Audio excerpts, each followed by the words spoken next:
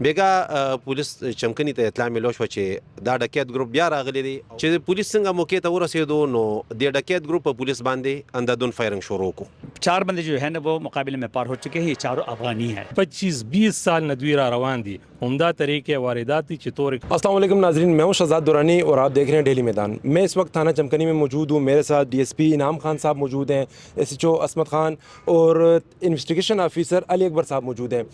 गुज़िश्ता शब जो पुलिस मुकाबला हुआ है उसकी तफसीलात हम इनसे जानते हैं। बेगा चकम वाक़ शो लग तफसीलात मुंग हुआ है सर। تانه چمکني په حدودو کې په دې لړن وخت کې یو ډکیت ګروپ لګیو او په دې 13 میاشتو کې موږ ته دوه غټه ډکیتیو کې چې هغه کې دی سونا او په کرونو روپې نغدې او دغه شانتي اسلحه د دې وړه و بیګا پولیس چمکني ته اطلاع ملو شو چې دا ډکیت ګروپ بیا راغلی دی او په هغه علاقه کې موجود دی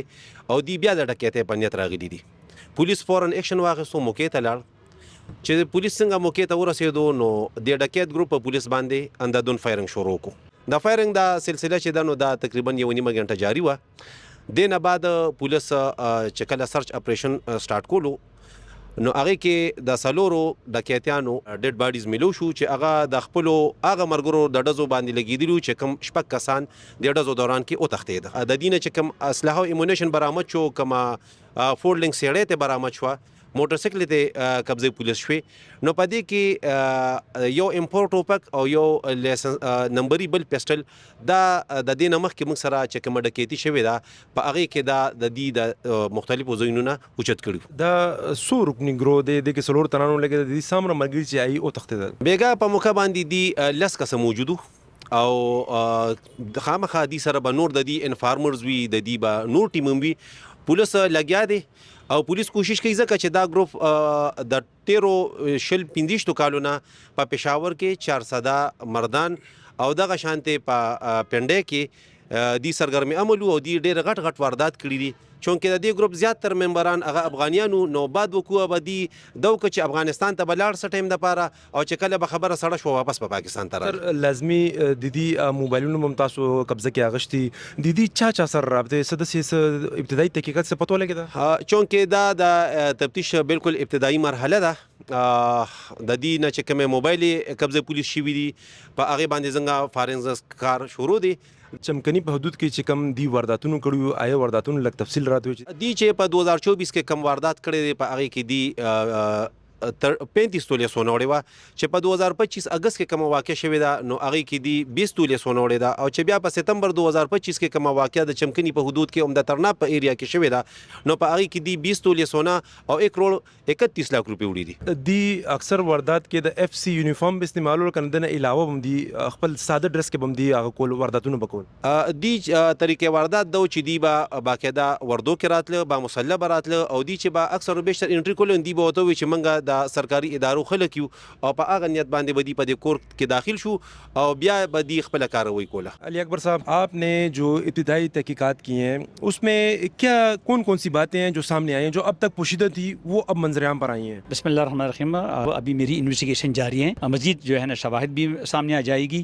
और फिलहाल तो यही है इनका जो मेन सरबराह है वो प्राइम एक्यूजेस का अब्दुल गफूर इससे वही राइफल बरामद हो चुकी है जो यहाँ पे स्टोलन प्रॉपर्टी है हमारी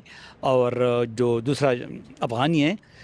शाहपुर उससे वही पिस्टल बरामद हो चुका है जो इसी मुकदमे में सरकशुदा हैं 4 बंदे जो है ना वो मुकाबले में पार हो चुके हैं। ये चारों अफगानी हैं। ये जो समीउल्लाह है जिसने पाकिस्तानी शनाख्त कार्ड बनवाया है मुझे ऐसा लग रहा है कि वहाँ पे कोई रिक्शा ड्राइवर है और रिक्शा ड्राइवर की जो शनाख्ती कार्ड है इस पर उसने अपनी जो है ना वो फोटो चेंज करवाया है और अपनी फोटो जो है ना उस पर लगाई हुई है वरना सारी जो है ना ये अफगानी है। आने वाले वक्त में पता चल जाएगा मजीद पता चल जाएगा कि अगर वो पाकिस्तानी है या अफगानी है लेकिन लग रहा है ऐसा कि उसमें कुछ पाकिस्तानी भी शामिल है जो इसी गिरदनवा में वो रिहाइश पजीर है। एसओ से دا راتوي دا بیگا چې کوم مقابله شوی دا خدای شکر د جزاس د پولیس ورکه محفوظ وو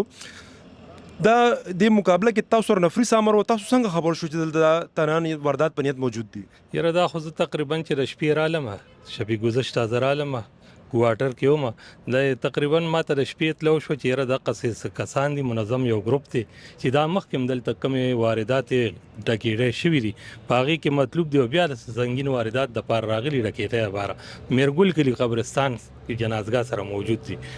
ما سره خپل نفري تانداران تقریبا 30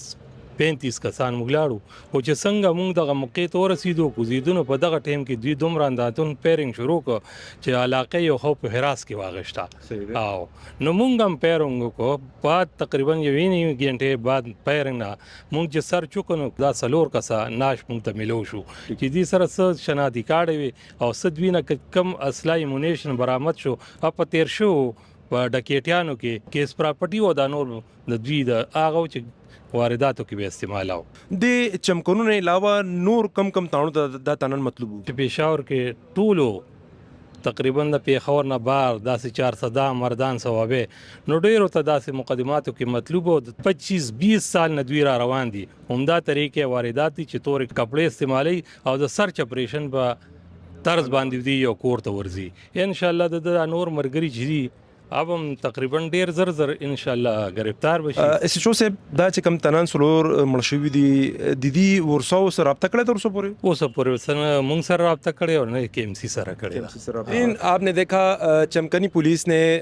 جو कार्रवाई की है वो लायक तहसीन है एक वो ग्रोह जो पेशावर इस्लामाबाद और पंजाब के मुख्तलिफ इलाकों में डकैतियाँ करता था और उनके तरीके वारदात यह था कि वो FC की वर्दी इस्तेमाल करते थे